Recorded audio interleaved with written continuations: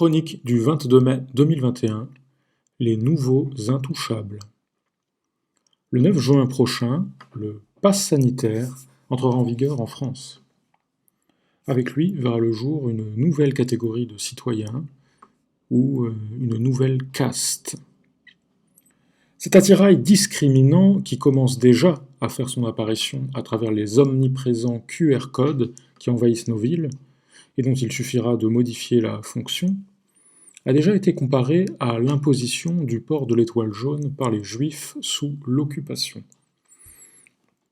La comparaison est justifiée car il s'agit bel et bien de stigmatiser une partie de la population qui se verra petit à petit privée de ses droits élémentaires, de sa citoyenneté.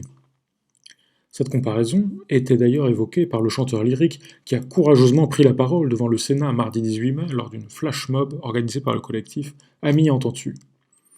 Les quelques militants réunis à cette occasion contre le nouvel occupant contribuent, soit dit en passant, malgré leur nombre réduit, à sauver l'honneur de la France. Le chant des partisans, qu'ils ont pris pour hymne, évoque une résistance armée et sanglante, où les risques pris par les insurgés étaient sans commune mesure avec ceux que prennent ceux qui aujourd'hui osent élever la voix contre le régime. Combien peu pourtant pour risquer une maigre amende de 135 € à l'heure où des libertés élémentaires que l'on croyait garanties pour toujours sont rognées une à une. Mais peut-être le courage de quelques-uns ne suffira-t-il pas? Les amis de Jean Moulin, en effet, ont-ils empêché l'occupant d'occuper, de tuer, de déporter, d'opprimer, d'affamer? Si j'appelle à un sursaut général, je cherche aussi à penser le pire, ne serait-ce que pour inspirer ce sursaut. Ainsi donc, c'est une autre métaphore que celle de l'étoile jaune que je souhaiterais suggérer ici. Ceux qui ne seront pas en mesure de dégainer un pass sanitaire, parce qu'ils n'auront souhaité ni être injectés, ni se soumettre à un douteux test PCR, ni se prêter à ces nouvelles simagrées discriminantes, où le dispositif électronique supposé vous simplifier la vie devient l'outil de votre asservissement, eh bien ceux-là se verront, si tout cela devient réalité, relégués au rang d'une caste inférieure dans la nouvelle société de la soumission hiérarchique à l'autorité toute-puissante. Si, comme je le crois, ce dispositif est le premier pas vers l'introduction d'un crédit social d'inspiration chinoise, avec le pass sanitaire sera née la caste des nouveaux intouchables. Tout en haut, il y aura la caste des ultra-soumis, relais locaux de l'autorité totalitaire mondiale, missionnés pour organiser le monde d'après chez nous. En dessous, celle des demi-responsables dociles. Encore en dessous, celle des bons citoyens précautionneux, à cheval sur les gestes barrières et attentifs à ne pas prendre de retard sur leur rendez-vous de réinjection périodique de sérum anti-Covid. Un étage plus bas, celle des demi-récalcitrants, un peu négligents vis-à-vis des nouvelles règles, causant du tracas aux autorités mais tout de même injectés. Et tout en bas donc, la caste, apparue le 9 juin 2021, celle des non-vaccinés volontaires, des réfractaires, des ennemis déclarés du régime techno-hygiéniste, la caste des nouveaux intouchables. Pourquoi intouchables? Parce que ce seront des pestiférés, des contaminateurs, qui se verront, s'ils sont encore en ville, affublés d'un dégradant masque bleu, stigmate de leur insoumission, tandis que les autres, les injectés dociles, pourront depuis longtemps se promener le museau à l'air libre. À l'extérieur au moins, et quand le dernier variant en date ne sévira pas trop. Ceux de l'étoile jaune étaient vus comme des ennemis eux aussi.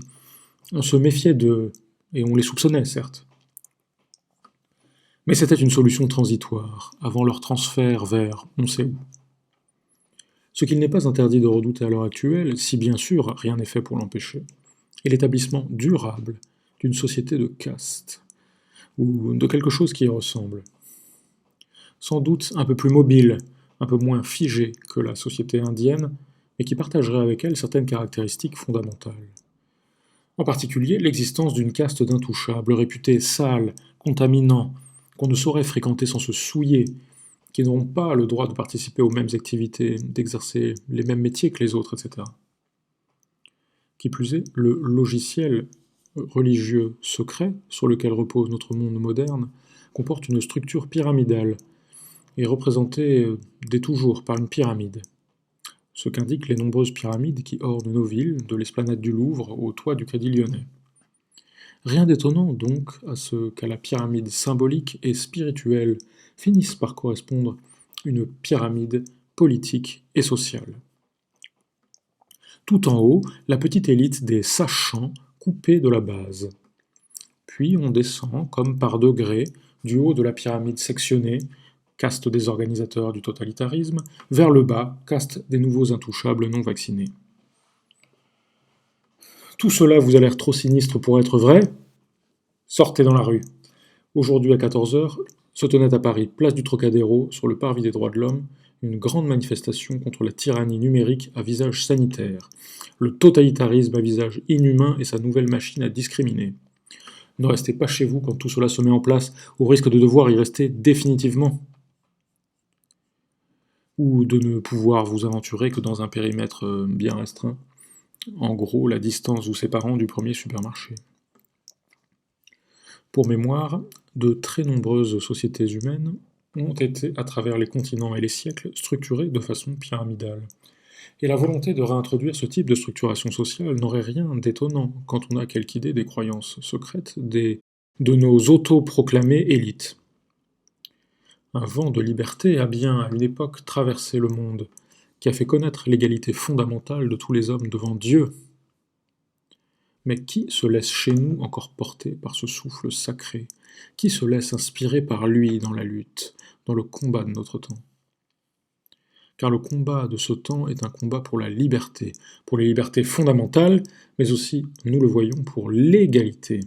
Et premièrement pour l'égalité devant la loi.